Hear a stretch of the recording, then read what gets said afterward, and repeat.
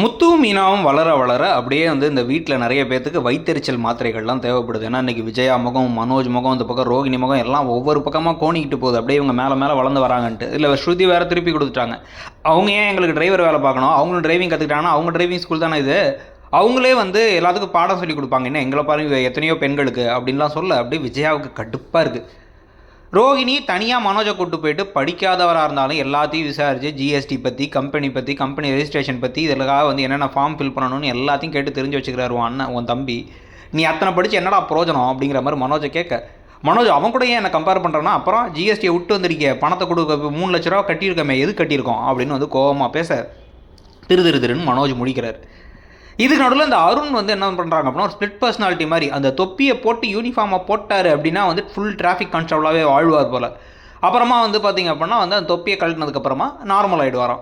So இப்போ சீதா அந்த பக்கம் பைக்கில் இப்போ ஓட்டி கற்றுக்கிறதுக்காக ஹெல்மெட் இல்லாமல் போனோன்னே நிறுத்தி, நான் சீதான்னு சொன்னாலும் தெரியுது என்ன நினச்சிட்ருக்கீங்க, ஃபைன் கட்டுங்க, ஃபைன் கட்டியே தீரணும் அப்படி இப்படின்ட்டு வந்து பேசி, ராங் ரூட்டில் வந்திருக்கீங்க, இது பண்ணலன்னு சொல்லிட்டு எல்லாம் பேசி, ஃபைனை வேணால் நான் கொடுத்துட்றேன் அப்படின்னு போக, நீங்கள் ஒன்றும் கொடுக்க வேணாம் நானே கொடுத்துட்றேன்னு கோவமாக வந்து சொல்லிட்டு கிளம்புறாங்க சீதா.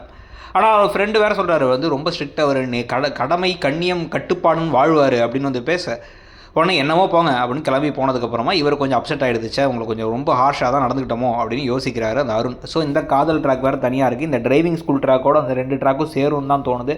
இவங்க டிரைவிங் ஸ்கூலுக்கு அவர் ஒரு ஆப் வைக்க போகிறாருன்னு தோணுது.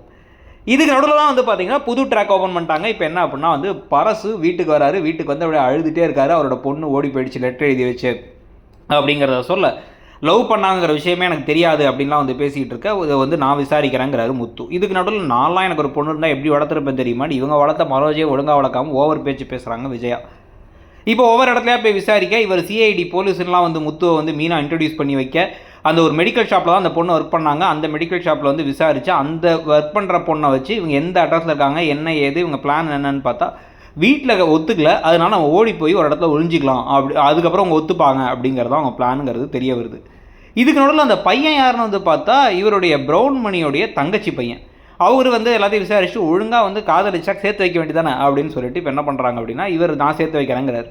இதுக்கு நடுவில் பரச அவர் ஒய்ஃபை திட்டிகிட்டு இருக்காரு, உனக்கு ஏற்கனவே தெரியும் நான் சொல்ல வேண்டியதானே, அப்படி சந்தி சிரிக்க போது நம்ம எல்லாமே அப்படின்னு வந்து பேசும்பொழுது நேராக முத்துவும் மீனாவும் வீட்டுக்கே வந்து அவங்க வந்து இப்போ பேசுகிறாங்க. என்னென்னா, அவங்க பொண்ணை பார்த்துட்டேன், காதலிச்சா ஒத்துக்கணும், அதுக்கு வந்து உடனே வந்து பொண்ணுக்கு வந்து பிடிக்காத கல்யாணத்தை பண்ணுறது, நம்ம பொண்ணு தானே அவளை பற்றி தெரியும் நம்ம நினச்சி பண்ணுறதெல்லாம் பண்ணக்கூடாதுங்கிற அட்வைஸ்லாம் கரெக்டாக கொடுக்குறாங்க. அதோட எனக்கு எபிசோட் முடியுது. எனக்கு எபிசோடை பற்றி நீங்கள் நினச்சிங்கிறத சொல்லுங்கள்.